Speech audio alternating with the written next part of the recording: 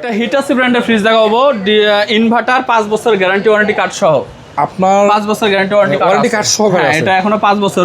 10 বছরের inverter compressor guarantee থাকে, 5 বছর ইউজ হয়েছে, 5 বছর গ্যারান্টি কার্ড আছে। কিন্তু ফ্রিজটা ভাই খুললে এই যে দেখেন।